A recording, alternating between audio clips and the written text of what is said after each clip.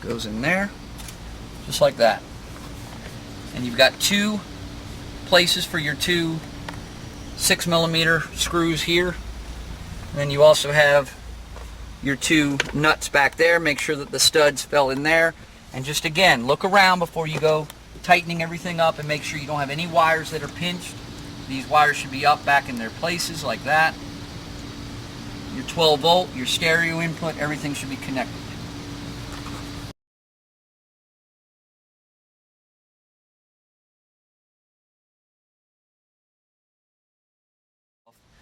You just want to lift this thing off of here.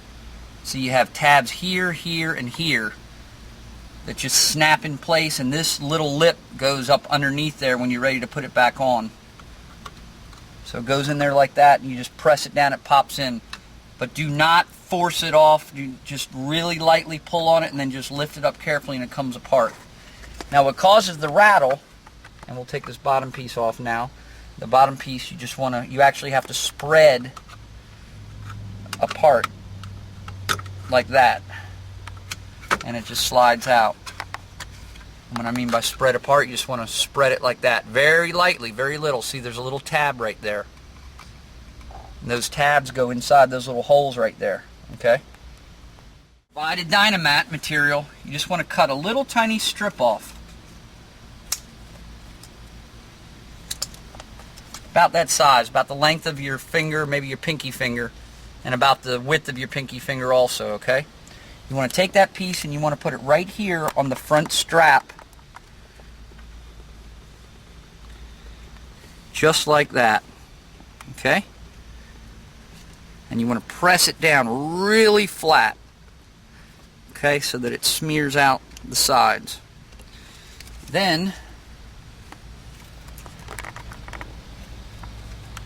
take a little piece like this, even smaller piece, about the same width but about half the length,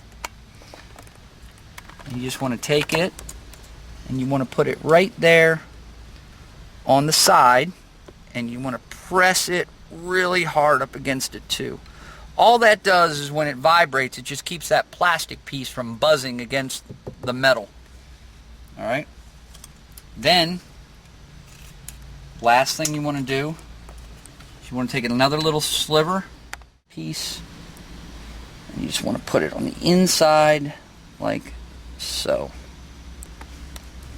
Alright, that's it. Bottom piece on.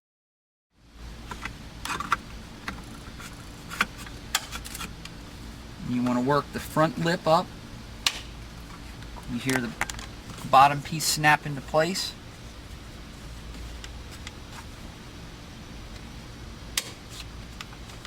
Both sides, you hear it snap in like that. I think I'm...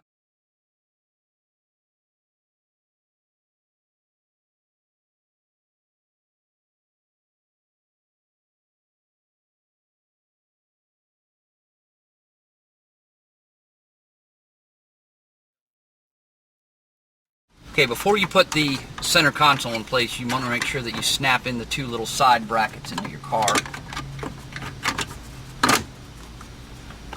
Go.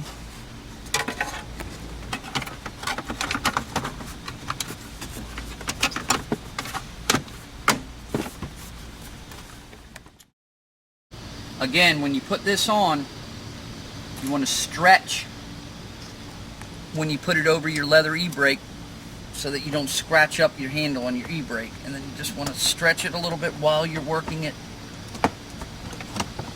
and then bring it down. And again, you'll have two wires that come in here. You want to go ahead and snap them in.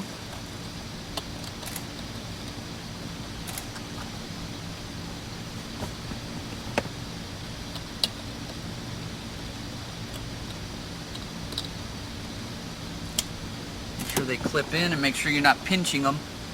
And you need to make sure that you get, it's very easy to get one of these tabs out here like that. See that? If you don't get it installed right, these two tabs here could go on the outside. You need to make sure that those tabs snap into the console just like that, and you'll feel it pop in tight. Once you get them to snap in tight, Put your 2 Phillips screw heads, or Phillips screws. Tighten it down with your Phillips screwdriver.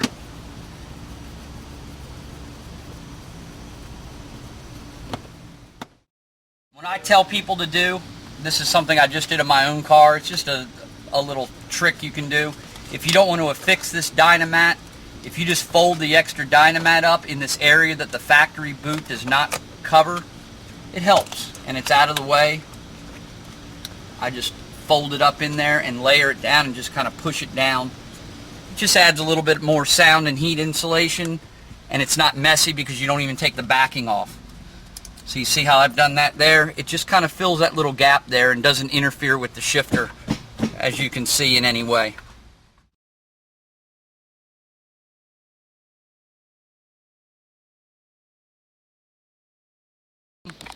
Now on a GT500, especially if you have a 2010 or a 2011, with the 2007 through 9 on the GT500, the boot, you can actually flip it.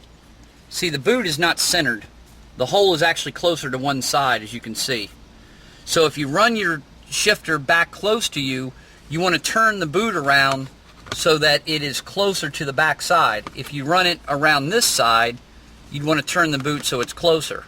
I actually like the shift knob a little bit away from me and on the passenger side, because the shifter on all Mustangs is not centered in the console. You do not want to have it in any event from 6 o'clock to 12 o'clock, because it will, when you shift over into first, you'll get interference with that side. You can see how far away it is in 5th and 6th gate, and look at 1st and 2nd. So you always want to have the shift knob. I recommend about either around 1 o'clock to 2 o'clock, or if you want it closer to you, maybe about 5 o'clock. But again, don't have it anywhere past 6 o'clock because you'll get interference in your 1 to 2 gate. It'll rub your boot and it may rip a hole in your boot. Now you will note that this is a coarse pitch 12mm bolt for the shift handle. The stock shift handle for a Cobra is an M12 by 1.25, which is a much finer pitch. If you were going to use the stock shift knob that we showed taking off at the beginning of this install, you would not opt for this. You would opt for the standard M12 by 1.25. But since the owner, Rich, has decided to go with the rally stripe ball that we make here at MGW, which you'll see in a few minutes, he opted for the coarse pitch 12mm. Now we're ready to put the boot on, and again, since we put the shift handle towards the front, we want to make sure that we have the boot so that it is closest to the front like this, and snap it in place. And another thing you want to note is that, see how the boot hole is much larger. A rally stripe ball does not have the adapter built into it like the factory shift knob does. That boot is designed to snap into that shift knob when it's installed. Because we're using an aftermarket shift knob, MGW provides a very nicely decorated rubber insert that snaps into the boot exactly the way the shift knob does, just like that, very clean, and then you press it down onto the boot. Gives it a really nice clean look to it. You recording? Okay, this is the rally stripe ball that Rich decided to use with his car. His car is a black Cobra with silver stripes, so it matches it perfectly. We have many options. Check the website for all the different color options. We also machine a stainless steel custom jam nut shaft combination to go with the rally stripe knob to give a really good clean appearance. Makes it look like the new 2010-2011 combos. So we want to screw this onto the shaft first.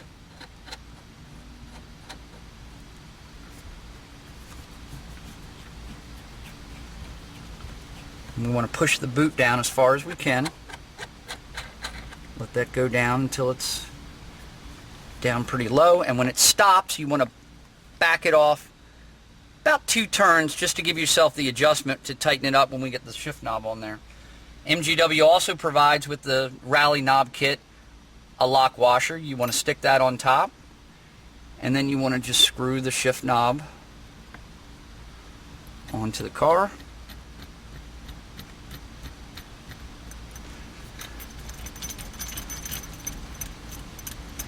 And you just want to bring it down till it stops, and then get it straight. And what I always do is I always back it off a little bit off of straight, so that when I go to tighten it up with my 3/4 wrench, and just get this on the wrench flats, and when you tighten it up, you want to hold the knob very tightly, get it tight, and then at the last point where you're tightening it, go ahead and let go of the knob and let it turn itself straight, and really get tight on that jam nut. You shouldn't have any problems with it coming loose. Alright, and there's your finished product.